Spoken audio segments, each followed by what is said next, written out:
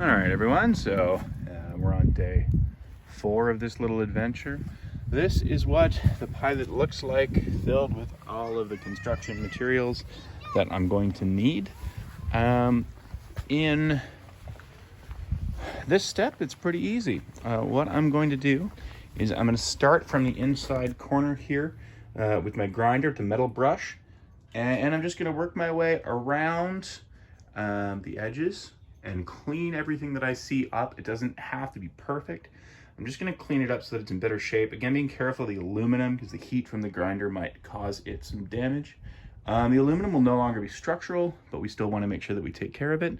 Other thing we're going to do is measure that section you can see between the bulkhead and that aluminum beam to make sure that we can cut a piece that will fit. Difference, right? We're looking at nice, clean stuff here. When it transitions over to the stuff I haven't hit, I've hit with the grinder a little bit. And then over to this side, the stuff I have not hit with the grinder at all. So you can see, even with the darkness, like a big difference here as we go down. And again, we're looking for progress, not perfection. Don't worry, they're not my done. This is about 30 minutes worth of work. Again, we're looking for progress, not perfection. When we look at this though, and this is much better than it used to be, way, way cleaner. And we look at the other side, that's what it used to look like. So we got rid of that much rust with a wire brush, which is good. Don't do this by hand with a wire brush. Do it with a grinder. It's going to save you a lot of trouble. Other thing I did with the grinder is I took the grinder to the edge here and I just cleaned that up. Okay, and I cleaned this side up. And again, if you look at this edge, it's a little more frayed. There's some more chunks sticking out of it. Actually, this edge isn't as bad. And I also cleaned this piece of fiberglass up, and you can see that there's more nasty bits over here, cleaned up around here. The one thing that's left that I need to get rid of after I finish the grinding is these little posts. I think maybe there was a cross beam here made of wood at some point. I know that the previous owner did fix the floor and didn't do a very good job of it. But I think I'm going to grab a cutoff wheel, and I'm just going to take those things off. But I also cleaned up the aluminum studs a little bit, cleaned up this part of the aluminum framing. Okay, and again, you can see where I didn't clean it up. So tidy things up as much as possible. Then I'm gonna dust it again hit it with the leaf blower or the air compressor. And I'll spray it with some rust converter. And then tomorrow we'll apply the truck bed liner. 5 of the Trail Light RBH21 project. You'll see that things look pretty similar to yesterday. A couple of important changes. Change number 1, you'll see that I have taken my precision tool here and I have carefully taken about ½ an inch worth of material out. So I've gotten most of the rotted wood out from under that edge. I've also cut this edge perfectly flush and I cut this edge perfectly flush. So the idea here is bottom layer of Luan goes here. The foam's going to fit here around the aluminum framing, and the top layer of Luan goes here. So I'm not going to be able to cut into this without damaging the wall. So what I did is I created a loop here. So this piece of Luan is actually going to be longer than the top piece. I tried to eliminate this rail here. I tried to lift that rail up, but the way that it's bolted down and the bolts are partially obscured, I risk really damaging the trailer and the frame if I do that. So these 2 frame rails, unfortunately, have to stay exactly where they are. Right now, what's left is to apply our handy dandy Rust-Oleum truck bed coating. This stuff's about $7 or $8 a can. And again, in combination with our rust treatment, should ensure that we never have any rust issues for the rest of the life of this trailer. About 7 o'clock on day 6. Day 6 has been pretty light, mostly a lot of inside work. I'm having to actually do my job today. So, this trailer had to take a back seat. But did get some stuff done, a little help from my kids and their measuring skills. And we got this first section of the floor fitted. You can see the lines that I drew right about here. That is to mark the metal frame, because we are going to go through that and we're going to anchor from our 2x4s into the metal frame. So we got this first section dry fit. Want to wave, honey? First section is dry fit, and then we're working on the foam. So this particular trailer is 8 feet. Most trailers, when they say 8 feet, they're not really 8 feet. So most foam insulation you get is going to be shiplap insulation. foam board here. This is Dow Durafoam R7.5, so you don't just bring for the crazy good stuff, but this stuff is reasonably fragile. So you want to make sure you cut it to the right length. Now for my trailer, I need 93 inches wide, and I need to trim the shiplap edges off. So typically these things come with shiplap edges, which is this little thing, so they lock together. We don't want that because we're cutting it into 2-foot widths. So what we're going to just take an X-Acto knife, we're going to trim off the shiplap to make sure that it is nice and smooth, and then we're going to install it. And when we install it, okay, it sits nice and flat. So this is what the whole template of the system looks like. We've got stud, followed by foam, followed by stud, followed by foam. Canadian stereotypes, but here we are. It is May 9th today, and it's just above freezing, or just below freezing, and it's lightly snowing here in Ottawa. So, you know what? Whatever. We're gonna make the best of this situation. So I just wanted to show you the prefabricated piece of Darco. So what I decided to do was cut the Darco around the piece of Luan, because there's no way to make sure this is tight if you don't, and it's just gonna act like a big sail on the bottom, which means it will rip, which means it won't protect your car, which means it won't be waterproof. So if you have 1/4-inch staples, that would be better. I only had 3/16 or 3/8 staples. That was, or 5/16 staples, sorry. So these protrude just a tiny little bit. You'll notice that I marked it. So what I did is I stapled it on this side, pulled it tight, and then restapled. So your prefabricated piece of Darco looks like this. Now this is the leading edge that goes into the front. Once I get it in, I'm actually gonna pull the staples out of the edges and attach them firmly to the trailer. The front end has a 4-inch lead. The back end has a 6-inch trailing edge. So that means it's going to be a positive overlap. So this is what it looks like. Nice and tight and firm. And now we slot it in. 7 of work on the Trail Light floor project. So you see these are a little unevenly spaced. Basic reason for that, the initial design was to do 2-foot centers on these 2x4 studs. But the reality is that there is a seam of Luan right here. And so it didn't work out. So what I've done is, don't mind my design piece there. I did it 24 inches as much as possible. So 24 at the front. And then we had to do that as a seam.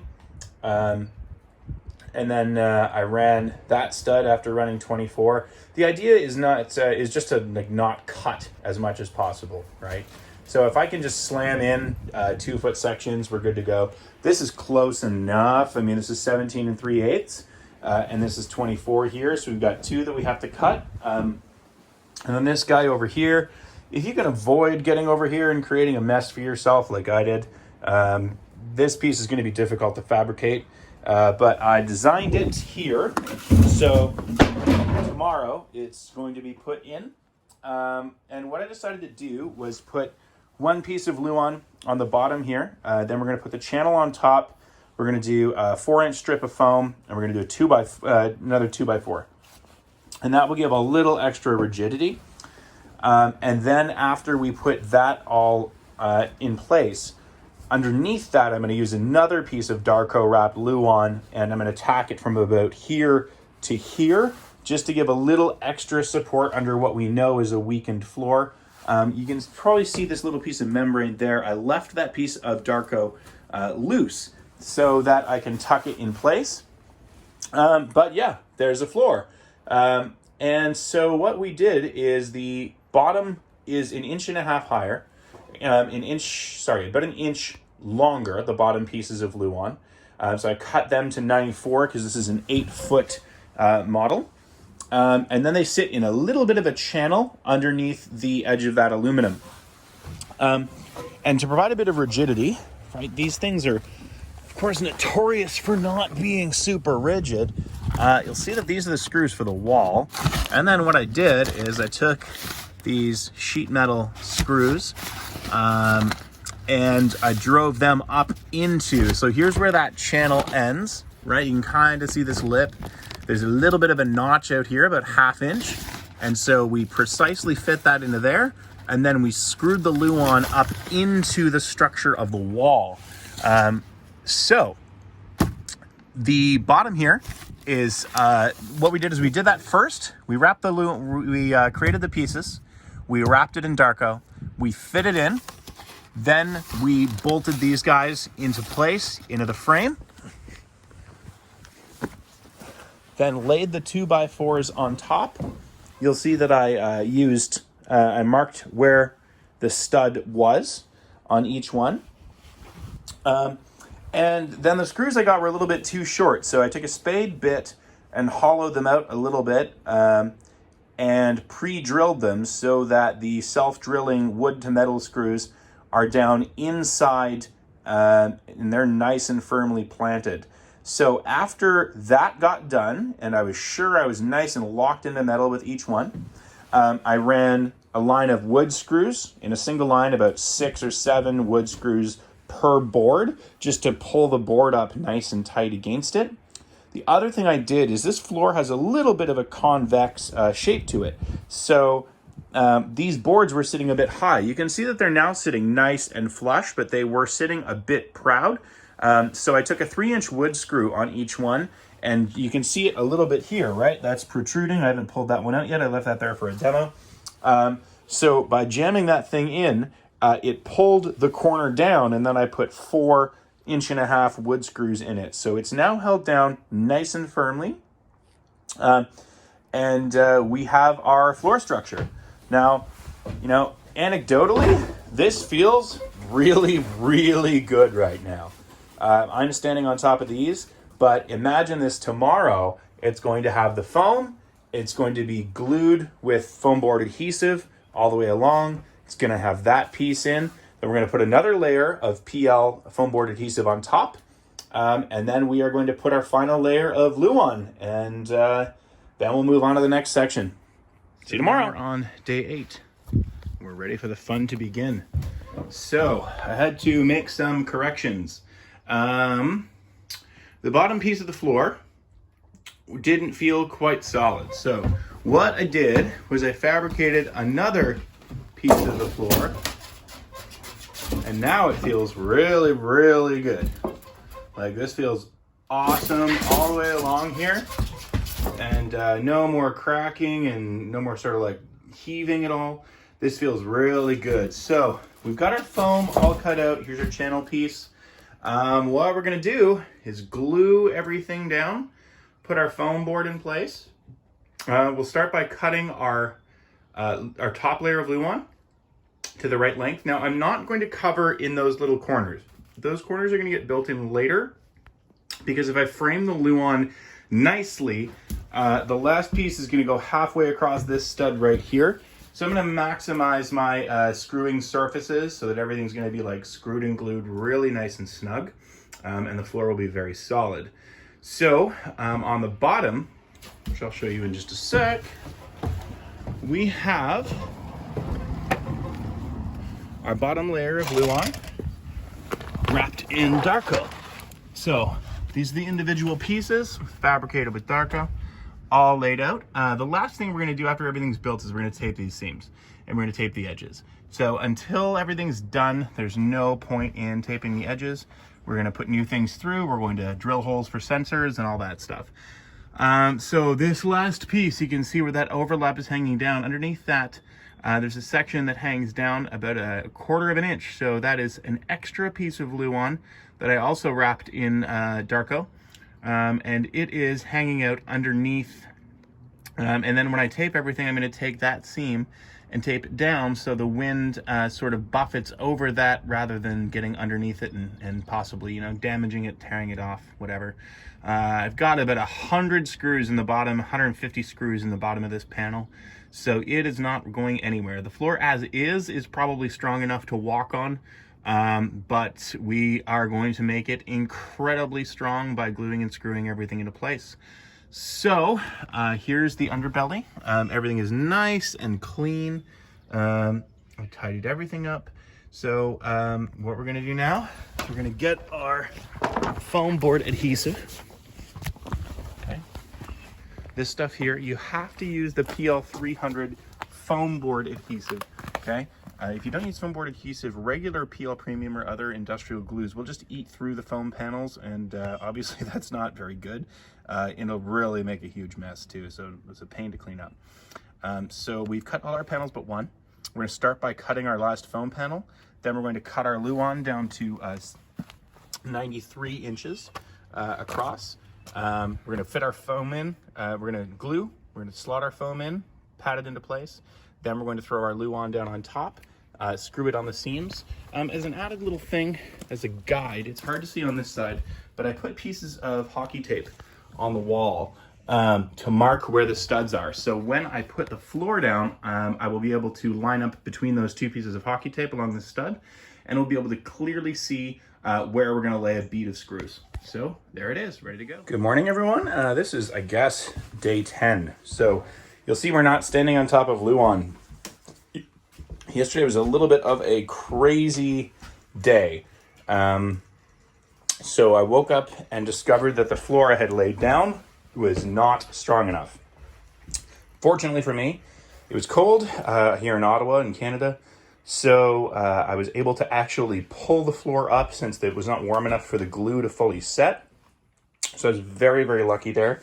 And what I had to do was actually double the number of studs that went across. So instead of every 2 feet, I now have 1 foot centers across the trailer.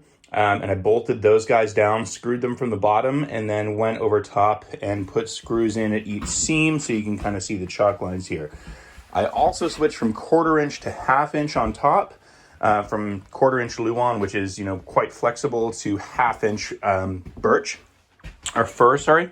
And this is really, really solid. Like, I can bounce up and down on this. There's absolutely no issue. This is another piece that I had kicking around, so I've actually carried this piece through, and this is a nice smooth seam. So everywhere where people are walking is going to be covered in brand new 1/2 inch ply. So this morning, having finished this, I started looking at the bathroom. And what I realized with the bathroom was that the floor was not soft all the way through. So on the other one, I mean, you can feel the spongy softness, right? Here, if I put my foot down here, this is still solid. That doesn't move. So, but you can see black mold on top of the stuff. So why not just take the top layer off? If the under part is solid, like my foot does not move on there at all. So why would I possibly, remove this entire floor, rebuild the entire structure, when all I really need to do is get rid of the top layer? It's going to be a little more work to clean everything up, but it will actually make a lot more sense in terms of structure. If you're wondering, okay, how am I going to test this to make sure that I'm not cutting corners on the floor? Go to this side. Okay, so this side, you can feel. You can press in, and there's that sponginess right away. Okay, this is right near the door under the double bed, so we know that that needs to be replaced. The other thing you can do is get under it and push up. Okay, see how much that moves? So obviously this section, that's gone. Okay, this section here, totally different. This, spongy. Okay, so when we walk over to the other side of the trailer, we're just gonna make sure we investigate all the little angles. I think it's good from the top, but the bottom will tell the picture. Here, you're a little bit blocked off by the black tanks, but you can still tell, that's pretty darn good. Like I could press up into it maybe a tiny bit, but I'm really working here. It doesn't feel soft and spongy. Okay, and so we're back here next to the frame rails. The other challenge here is we're right above the black tank. So this black tank is going to take up a lot of space. So if we can avoid tearing things off on top of it, it's going to make things a lot easier. And the fact of the matter is, if I have to do this later, this isn't a huge problem. I can take apart the bathroom. If this decides to get soft a little bit later on, I can take that apart and fix it. But for right now, I am going to take apart the stuff that is rotten and finish working on that bathroom. Okay, everyone. Day 9 is in the books. very frustrating to have basically built this whole floor and then have to do it all over again, but it is awesome now. So as you can see, we've decided to kind of go nuts. The front piece that we fabricated, it took forever to make this cut. My suggestion when you're making this complicated cut is to do it in one piece, and to use a scroll saw, and mark it very carefully with a pencil. And then you'll see that the Darko is taped up there. I taped it to the inside of the aluminum piece on the bottom, and then taped the Darko up. On the outside, there's going to be a piece of tuck tape as well, and that fastens, that connects just underneath that lip where the molded fiberglass part fastens to the bottom of the frame. So this part was a bit complicated, but all I have to do now is put the tuck tape on the front, and then caulk it into place, and then we're done. On the seams here, I'm going to be laying a nice thick bead of silicone caulking all the way around the front here. All of the seams are going to be tuck taped again, just to make sure that if water does get in, that it doesn't instantly creep its way down and get locked in there where it can't evaporate. These are just sitting here, they're not fastened in. Through here, we carried the 1/2-inch ply through, and we managed to make a nice smooth floor. All of this is fur. This is just a piece of fur that I happen to have kicking around, because this was the fur that the previous owner used to just sort of like place in the middle there so they had something to walk on last season. So I actually thought it was kind of fitting because it was nice and dry, and it was in good shape. So I thought, like, you know what, let's carry a piece of the old trailer over to the new trailer floor. I thought it was, kind of poetic. This cut was absolutely horrible. So you could see what we did there is we knocked those two pieces under that were supporting it. So I have to put those back. And what we did is we built 2 layers. This complicated piece had about 40 different little angles in it between the two. And there's no way you could get this weird piece in one shot. So what we did is we took a straight edge and we clamped it down and followed it with a saw to cut a perfectly straight half. And the bottom layer is 1/4-inch Luan, which is glued to the foam, and it is cut widthwise.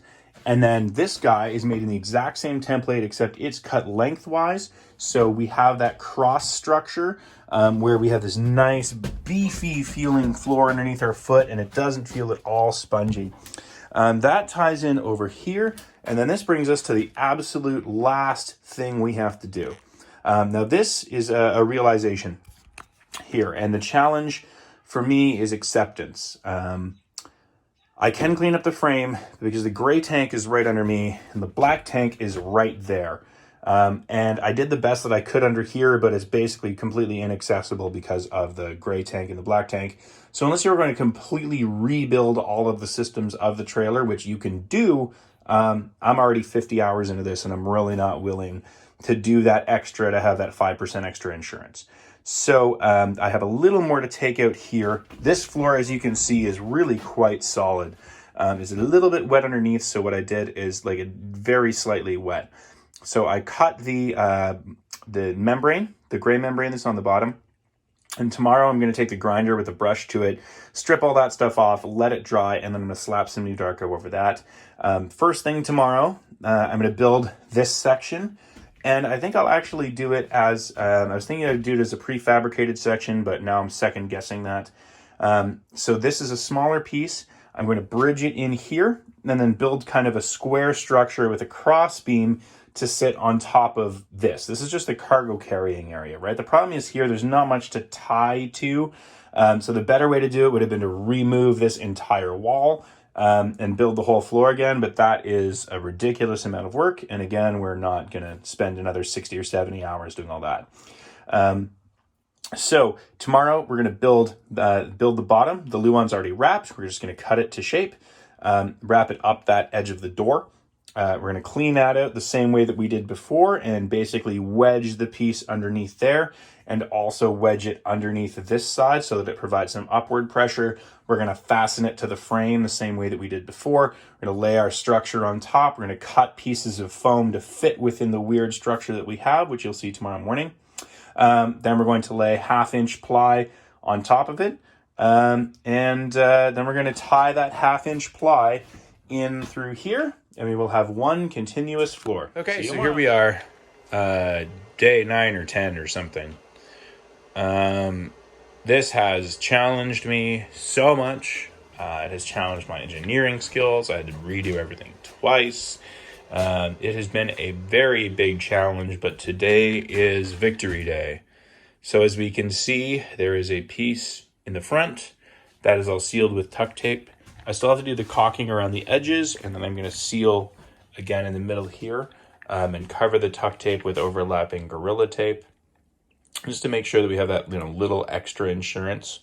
But here's what it all looks like. So this is the dinette area right around here. Nice and solid. Main entry. Cabinet goes here, floor to ceiling. So when you walk in, there's a cabinet here. And then here you're looking at the kitchen, with all the extra thingies. And then this is the what I call the bridge. So this little area through. Here's the horrible piece we had to cut for the bathroom. It took 3.5 hours for 2 pieces of wood. Well, 4 pieces of wood if you count the loo on. And again, still need to clean that up. Still need to cut our toilet hole. And in here is underneath the bunks. And again, we did our double overlapping design. Fabricated a nice strong piece. So this is the spot where there is no wood beam. And there's just the tiniest bit of flex to the floor there. So it is still stronger than the stock floor in an ultralight camper like this. But it's not as rock solid as the rest of this. I changed the joist spacing there just for the sake of the design, knowing that people weren't going to be walking on it, right? We're not walking on this thing at this point. We are simply sleeping on a bed that goes over this, and then this is a storage area. So we don't need absolute perfection in this spot. Here's the upstairs bunk. So now we go into the reconstruction phase, piece everything back together, and I'll show you videos as we move our way through. Okay, so here's the final product. I use the bunk end as a tool organization area. This is where the bench is going to be. So the U-shape dinette goes over here and ends basically right here at the wall. And this is our seating area where our table is going to be. Our kitchen over here. I've discovered that I'm going to plan to install another outlet under here, just so we can have charging spot there. And then I'll probably run that down to another outlet here too, so that we can have an extra outlet in the kitchen connected to the GFI. Power station's right there. Managed to put some pieces underneath the power station, so feeling good there. And then we walk across the part we called our bridge, just for the sake of poetry. The previous owner had taken this piece of plywood and had fastened it right here in the middle. So though the floors were trashed, he was still able to use it. So what I decided to do was take that piece of plywood and incorporate it into the new floor. Just so, a piece of the old trailer lives on in such a way. There's the back door. There's the bathroom. So again, really, really solid. Super, super happy, super confident with this. So in this back area here is going to go some loose lay that I already have. And I'm just going to leave it at the edges so that I can see if there's any staining. We'll be able to peel that up. And then under here in this front part too, I'm going to put the same loose lay with clearance at the edges so that I can just peel up a corner and have a look to make sure that everything's good. All right, so this is the big part, the hard part. It's all done. We're ready to move on. 14. So done a couple big things today. First of all, we have put in the furnace and the air conditioner, or the furnace and the hot water heater. They are installed in the side. We have installed the bulkhead, and I've just put a piece of old flooring that I had underneath there. It's stapled down. It's just to cushion stuff and stop it from sliding around. And we've also caulked from the outside. We've caulked all of our seams. We've caulked the door. Every outside seam is caulked. Every inside seam is taped. We also taped the inside here. All of these wall seams, again, just to be sure, put a lot of caulking in that corner just to make sure. We really didn't want to take any chances. So we put this cabinet back in. The bottom of this cabinet, I ran some outdoor speaker cables, and those speaker cables terminate right here because I'm not sure where we're going to put the outdoor speakers yet, so I just left them. Ran everything up through here. You can see that they tuck in behind the microwave and they terminate there, so they're all connected. And then over here we reinstalled the gravity fill for the water. Okay, so it is ready to go. We taped along the bottom of the seam there, and if you look up, we also taped along that bottom. We haven't done any of the membrane yet. That is going to be absolute last in case we run into anything, so we don't have to undo it and redo it. Now this stuff is tape residue. It is going to come off when I put a little bit of effort into it because it was the stuff holding the garbage bags on. We're going to take a Mr. Clean eraser to that anyway, and we're going to just deal with all of that stuff. You'll notice that my caulking job isn't super pretty because there is a ton of latex caulking here. I did not want to take even the tiniest chance that any water would get past this, so I decided ugly was better as long as it was sealed. So this stuff is rock solid. I am going to use vertical surface lap sealant on everything else, but these two clearly were a source of moisture in the past. So we've taped and sealed those. We've also siliconed this corner here. Again, not that I don't trust lap sealant, but this particular brand of super hardcore Gorilla silicone is what I wanted to make sure that we kept all signs and all chances of water out from this trailer now that we've done all this work. So now we are just, in the stages of piecing things back together. We're going to finish the bulkhead. We're going to run the plumbing, and then we're going to connect all of the electrical over here. This is going to go in last because everything runs through it. So we're going to be pretty strategic and start piecing things back together, and hopefully in a day or two this will look like a real trailer. Put everything basically back in. These guys were installed. I used an 1.5 1.25 hole saw to put those holes through, and I'm going to fill them from both sides with silicone after they're in. When you're bending these pipes, they are flexible, but you just got to go slow and make small movements with them. So think of the whole pipe rather than just bending it at one point, because then you'll kink it. If you kink it, they're shot, and they're just a pain in the butt to replace. So I've reconnected the water heater, reconnected the demand pump, screwed the demand pump down. Screwing the demand pump down was the last thing I did. I made sure all the water lines were connected first. I haven't fastened the tank down yet, but then I did all the walls. So I did the bottom of the walls last, started with the shelf. So start with your highest thing. Because you're adding depth to the floor, the whole thing's going to be a little bit higher. So consider that it will be about a 1/2 inch, in my case 3/4 inch. I don't know why. Higher than original. And then the other thing I did is I just took my level and I made sure that the benches all around were basically level. And where there was rot in the floor, the screws were also rotten. So I replaced those with new construction screws. What I'm doing right now is I am wiring in new outlets. So this guy is already installed. Working backwards, going to this guy. And then this is going to bridge in to this outlet here. This is a regular AC outlet that's gone off of the GFCI circuit. So having one outlet in the middle of this dinette is totally useless. However, having outlets by the bed here are great.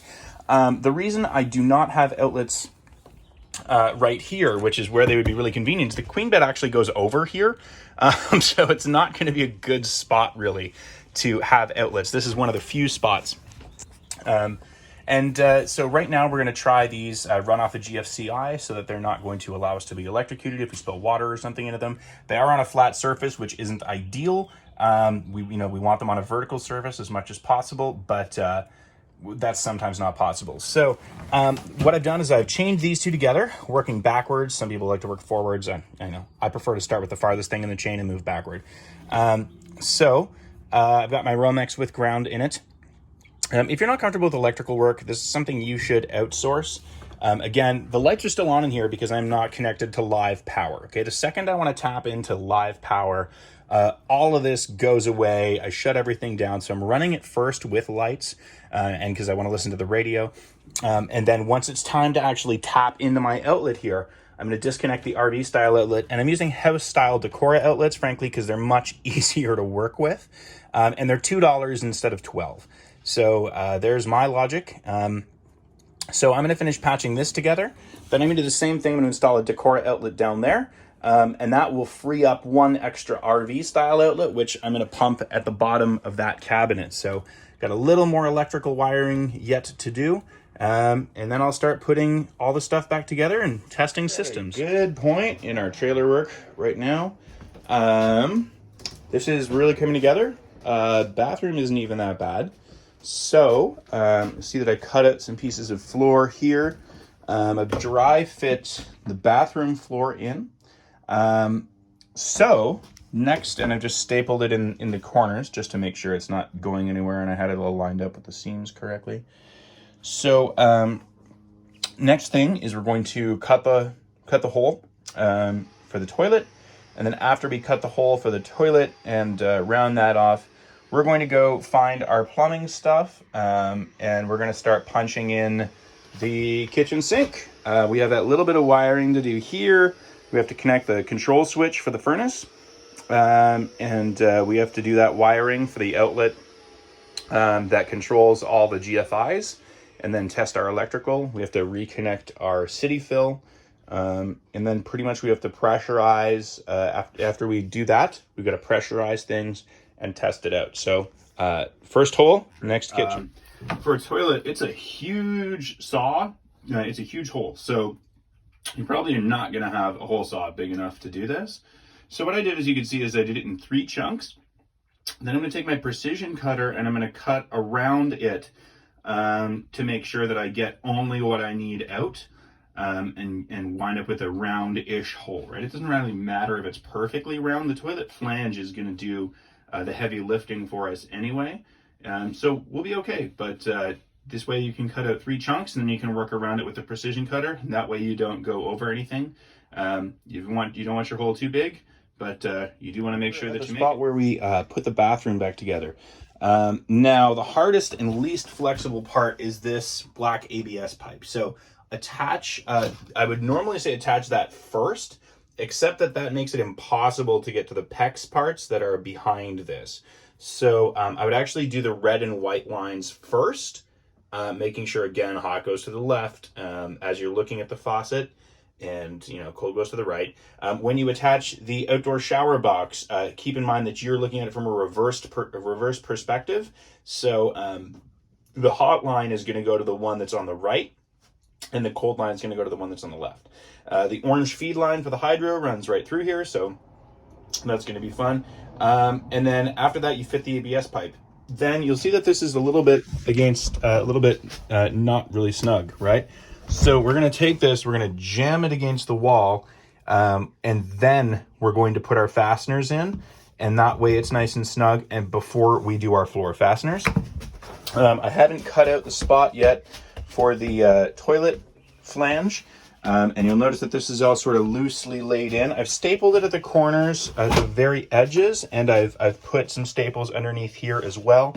Idea being, again, we're going to do this as kind of a loose lay. We're going to put some glue around the edges, but if there's a problem, we want to be able to pull this floor up and investigate later on.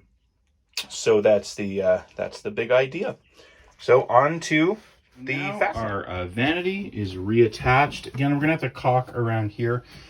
You notice that I still haven't cut the hole in the floor here.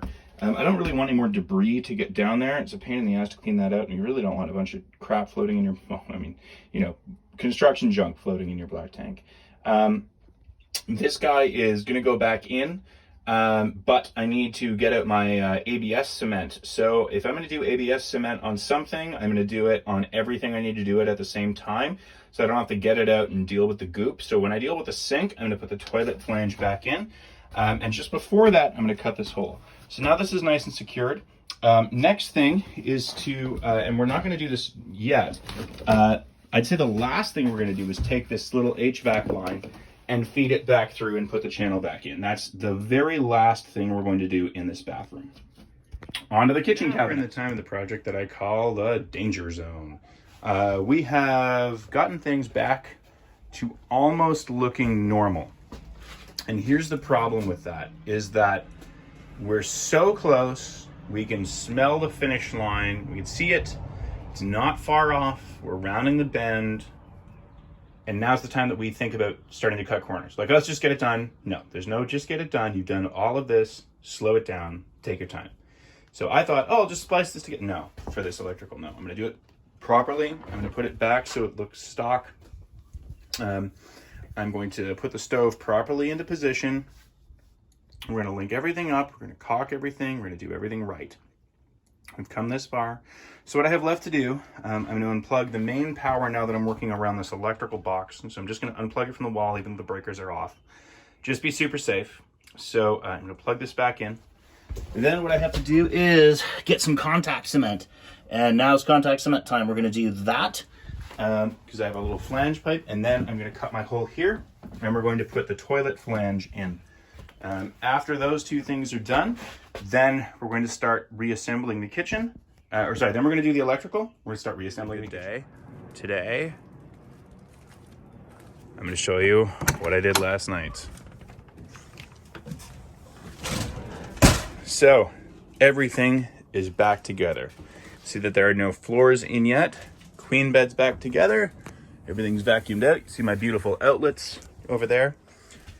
So, today, I start the day with a trailer that is fully reassembled, which is really nice.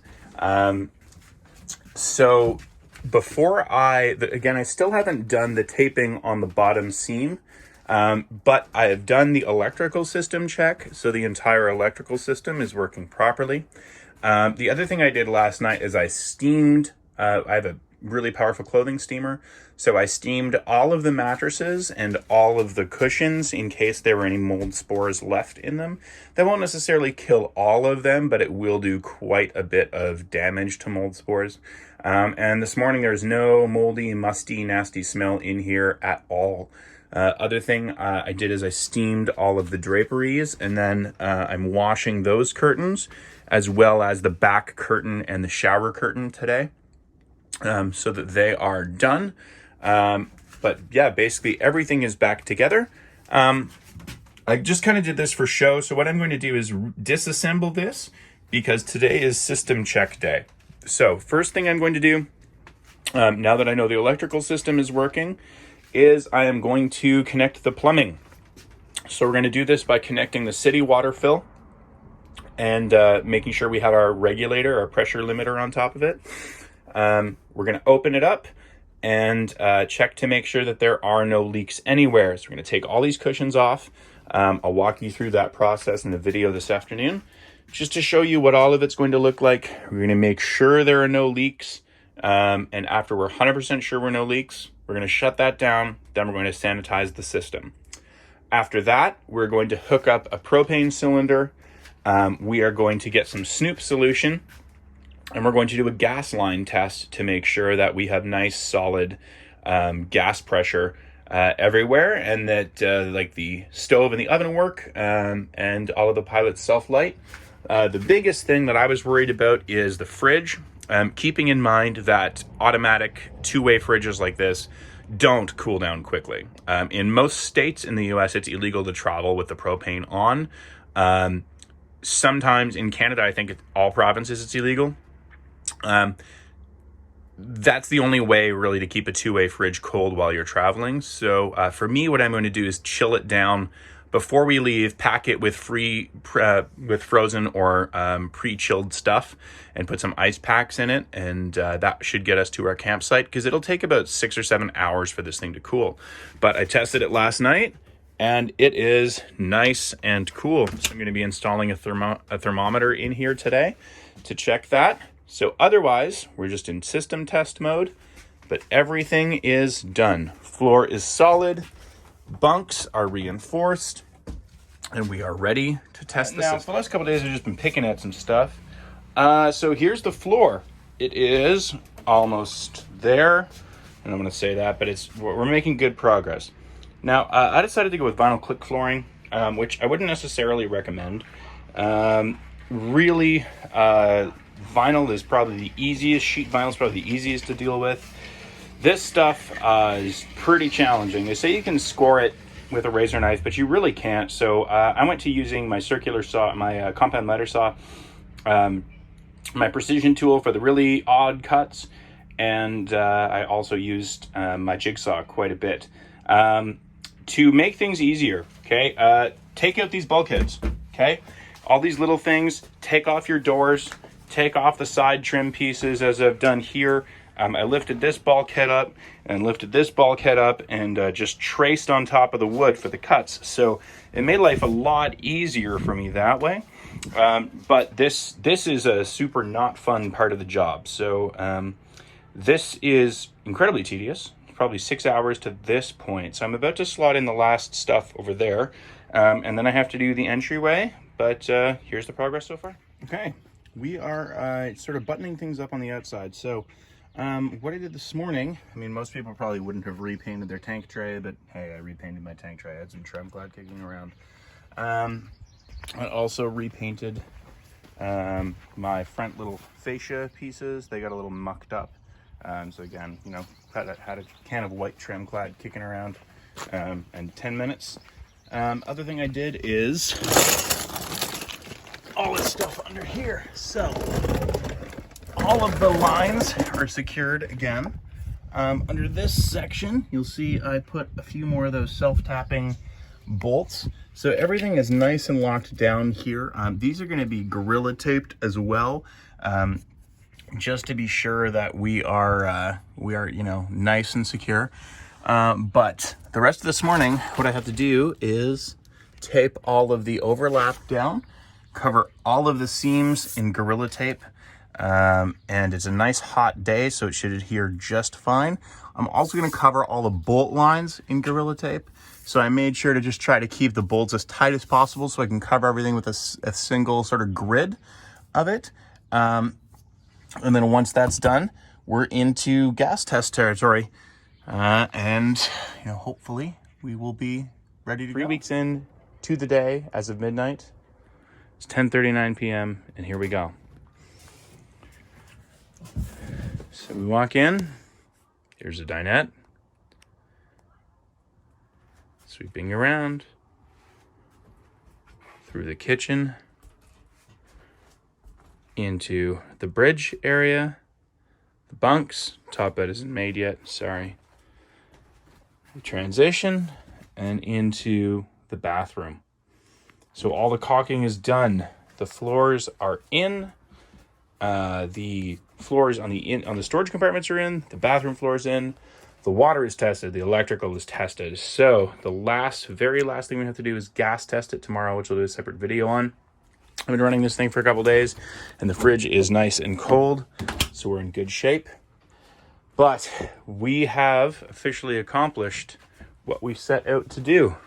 And now we have a very beefy, very nice 21 RBH with a stronger floor that it came from the factory with better electrical than it came from the factory with. You know, everything is not only repaired, but it has been strategically improved. There are my outlets over there. I've got one there, and you know, I'll be putting in that other outlet over there. But you know, other than a few little things, this thing's done. We can go camping in this tomorrow as soon as it passes the gas test, and we actually just might. My wife hasn't left me yet, which is kind of a miracle in itself. But the trailer, you know, as we set out to do it, is done. So, overall assessments coming up in the next video. Thanks for watching. Okay, so now that it's done, here's the walk around of the Trail Cruiser 21 RBH project.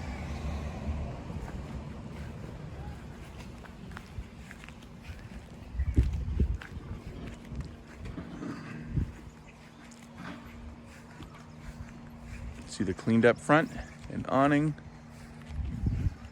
veranda and queen bed, new battery box, Old one didn't fit the battery I wanted to use. Awning's looking good, working well. All right, and time to go in. So we walk in. This is the vinyl click floor we decided to go with.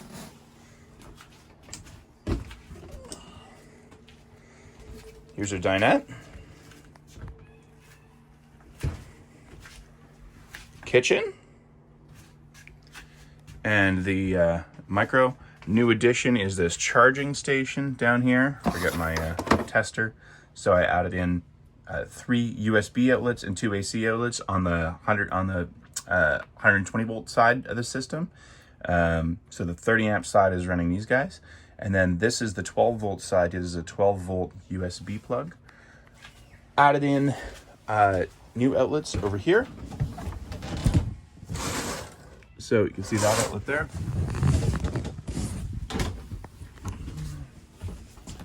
And way in the back, that outlet over there. Fridge, new TV, bigger. And then in the bathroom, decided to go with the different floor as well. Just again, you know, make it a little bit easier and made a transition. Caulked along the walls. And here is the bunk section. The hybrid all cleaned up. And there we go. There we have it. 21 RBH from garbage to ready to roll. Pretty well exactly 3 weeks into this rebuild. Overall takeaways from this project. One, unless, I mean, even if you're really, really handy, if you're only saving $3 or $4 grand, this isn't worth it. If it's a fire sale deal, like maybe you, I'm a member of a Bantam club from Trail Light. So like if you can pick up a Bantam for $1,000 or $1,500, it needs a new floor, totally worth it. On this guy, I saved probably about $5 grand. And definitely what I have now is nicer than what I would have gotten for $5 grand more. That being said, probably 100 hours into this. That 100 hours included, the 3 weeks. It was 3 weeks from the time I started it till now, when I'm going to call it. Other things I've learned, these things were not designed to be taken apart and rebuilt, not by a long shot. These things were designed to be built quickly and to maximize the company's profits. They were not designed, and they were designed to be light and efficient. They were not designed to be beefy. They were not designed to be resilient. They were not designed to last 15 years. So the fact that I'm standing on a brand new floor right now in a 15-year-old trailer, this is good, but this is par for the course. So these things are not well built. Third thing I learned, the plumbing and electrical is shoddy at best in these things. You're going to have to reroute things to make them actually work. 4, adding outlets and other electrical things while you're doing this rebuild is logical. I added those speaker wires. I'm not 100% sure I'm going to put outdoor speakers in here because I don't really know if I want to put holes in it. But, they're there. They're ready to go in case I decided, down the road to put those outdoor speakers in or to install a second set of speakers on the inside. So the gas lines were a pain. The gas lines were actually not badly done. But they cut like 6 holes in the floor to run wires when they could have cut 2. They said that, this area under the bench here isn't a storage compartment. And with a couple of minor adjustments, I turned it into a 6-foot long storage compartment. It could fit at least a set of golf clubs in there. Or fishing rods. Like it's mind boggling that they just didn't go the extra mile. So when you do this rebuild, if you're going to do all of this work, add the outlets. Add the 12 volt side USB chargers. Put some outlets back here. I've seen people do a great job of putting like a TV down here, adding an outlet there and a little charging shelf. There's lots of stuff you can do, but like you're already dropping this money and this time. It will never be easier to do this than it is right now. So was it worth it? Honestly, probably not. I haven't camped in it yet, so I don't know for sure.